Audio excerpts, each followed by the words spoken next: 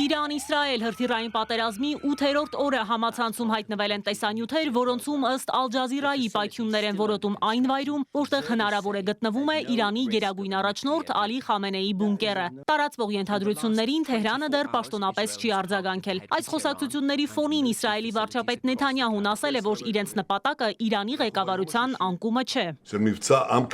Իրանի ռեժիմի փոփոխության կամ նրա անկման հարցը նախ եւ առաջ Իրանի ժողովրդի գործն է։ Ես դա չեմ ներկայացրել որպես նպատակ։ Դա կարող է լինել հետևանք, բայց դա մեր հստակ կամ պաշտոնական նպատակներից չէ։ Նեթանյահուն պնդել է, թե իրենք ունեն բոլոր անհրաժեշտ հնարավորությունները ոչնչացնելու Իրանի ամբողջ միջուկային ենթակառուցվածքը, անկախ նրանից ԱՄՆ նախագահ Դոնալդ Թրամփը կցանկանա մասնակցել այդ գործողությանը, թե ոչ։